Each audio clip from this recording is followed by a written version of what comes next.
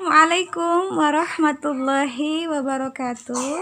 Alhamdulillahirabbil alamin wa bihi nasta'inu ala amri waddin wa ala alihi wa sahbihi ajma'in. A'udzu billahi minasyaitonir rajim. Bismillahirrahmanirrahim. Wa min ayatihi an khalaqa lakum min anfusikum azwaja litaskunu ilaiha wa ja'ala bainakum mawaddatan wa rahmah. Inna fi dzalika laayatin liqaumin yatafakkarun. Alhamdulillahirabbil alamin. Segala puji hanya untuk Allah. Salawat dan salam senantiasa terlimpah curah kepada Rasulullah Muhammad sallallahu alaihi wasallam, kepada keluarganya, para sahabat, para tabi'in, dan kita selaku umatnya senantiasa bisa mencontoh beliau, beruswah dan berqudwah kepadanya. Amin ya Allah ya rabbal alamin.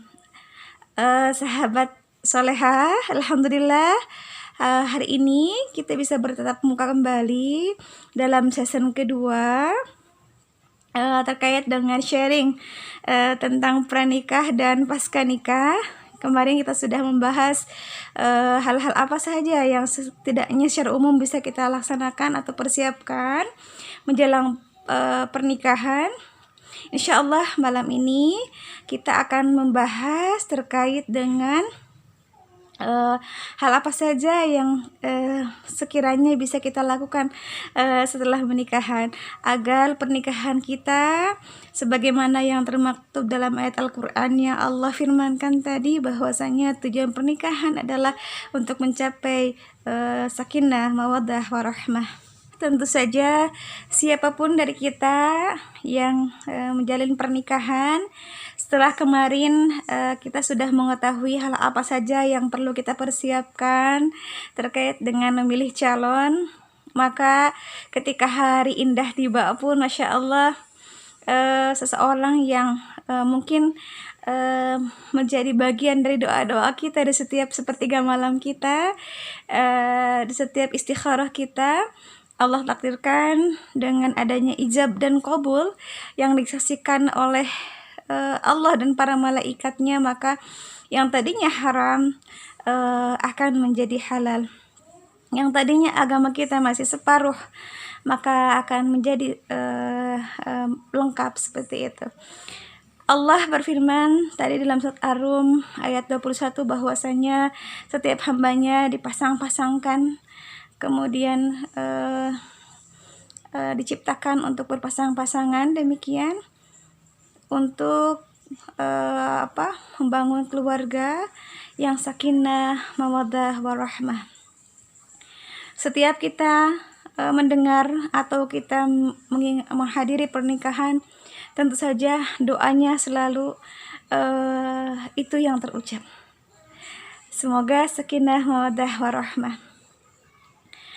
Masya Allah, sahabat soleha, memang tidak mudah ketika untuk mencapai tujuan pernikahan, yaitu sakinah, mawaddah, warahmah.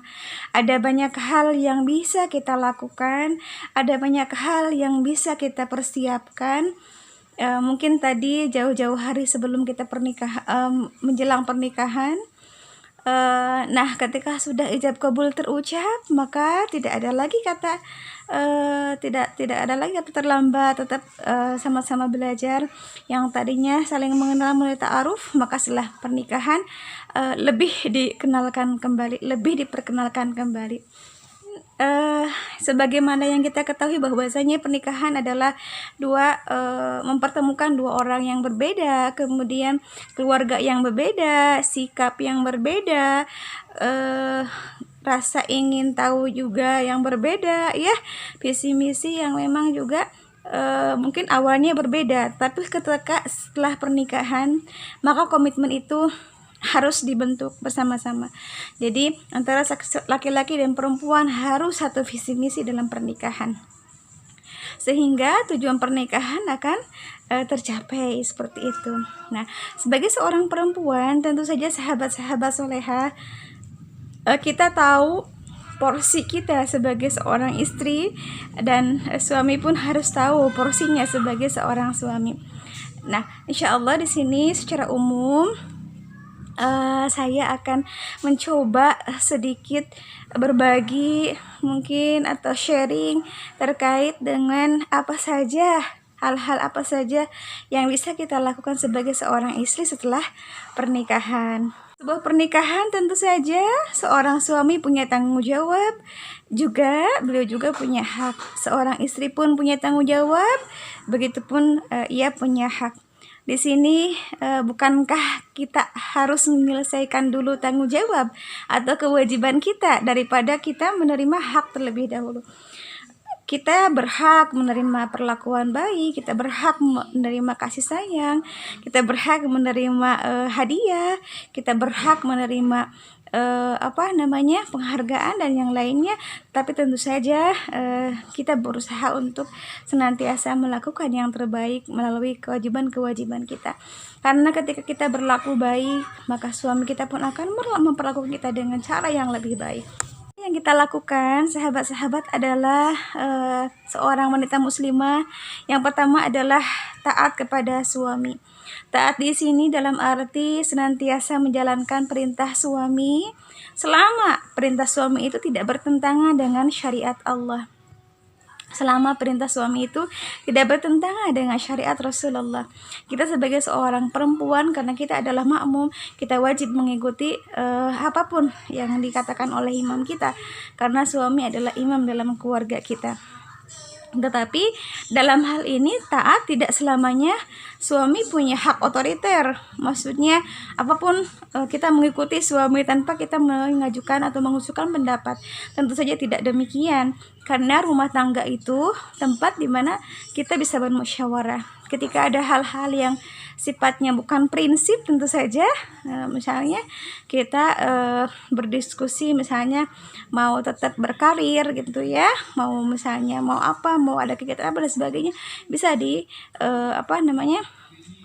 bisa dikondisikan seperti itu, bisa dimusyawarahkan. Yang kedua adalah apa yang bisa kita lakukan agar rumah tangga kita tadi mencapai tujuan sakinah mawaddah warahmah sebagai seorang istri.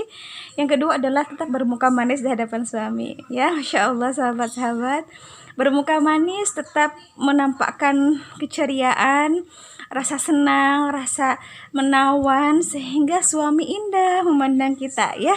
Suami merasa tentram memandang kita. Jadi kita di rumah misalnya yang full sebagai ibu rumah tangga, tentu saja dengan berbagai aktivitas di rumah yang Masya Allah, dengan amanah mengurus anak dan mengurus pekerjaan rumah, tentu saja merasakan lelah yang luar biasa karena tidak ada bandingannya. Tetapi ketika datang suami pulang dari kantor atau misalnya suami dari kegiatan yang lain, tetap bermuka manis, menampakkan wajah bahagia menyambut kedatangannya, menyambut kekasih halal kita, seperti itu ya. Ketika datang, wah udah dari ini kira-kira jam, misalkan setiap asyar itu suami kita pulang nih, wah gitu ya, berusaha nih untuk tampil cantik gitu, sehingga ketika datang suami ke rumah kita dalam keadaan wangi, dalam keadaan cantik, dan bermuka manis, menghilangkan semua beban yang ada, menyambutnya dengan penuh kebahagiaan, sehingga suami Masya Allah merasa nyaman ketika pulang ke rumah, itu merasa rindu pulang ke rumah, seperti itu. Sahabat, yang bisa kita lakukan selanjutnya adalah menjaga harta suami, rumah, dan kehormatannya. Karena kita, harta yang dititipkan oleh suami dan kehormatan suami itu betul-betul menjadi tanggung jawab kita. Jadi seorang wanita soleha, istri yang soleha, senantiasa akan menjaga kehormatan dirinya, kehormatan suaminya, menjaga harta suaminya yang dititipkannya. Misalnya betul-betul memanfaatkan ya apa yang diberikan oleh suami kita gitu ya, kemudian memanfaatkan dengan sebaik-baiknya, kemudian menjaga kehormatan suami kita, jangan sampai menyebarluaskan aibnya gitu, karena suami kita adalah pakaian buat kita dan kita adalah pakaian buat suami kita gitu. Bahkan ketika dalam sebuah riwayat menyampaikan bahwasanya ketika suami tidak ridho ada seorang laki-laki yang berkunjung ke rumah kita, itu tidak diperbolehkan masuk itu ya. Dan juga apa namanya, ketika suami kita tidak mengizinkan misalnya keluar rumah, maka jangan memaksa gitu ya. Tetapi tentu saja kita juga bisa mendiskusikan selama tidak melanggar syariat dan suami ridho, kita melakukan aktivitas di luar itu tidak menjadi masalah. Yang terpenting adalah tadi komunikasi di antara kita dengan suami. Sahabat-sahabat, jangan sampai seorang istri itu membuat suami murka ya, membuat suami murka dan tidak rela. Masya Allah. Jadi seorang perempuan itu, kita sebagai seorang istri selalu berupaya untuk senantiasa melakukan yang terbaik. Kadang kita mungkin ketika sebelum menikah memikirkan atau berharap itu ya suami kita A, B, C, D. Ternyata ketika misalnya setelah menikah kan nampaklah yang ada. Jadi kita berusaha sekuat tenaga dengan segala kemampuan kita agar suami kita tidak murka. Jangan sekali-kali membuat kesalahan yang tidak disukai oleh suami kita.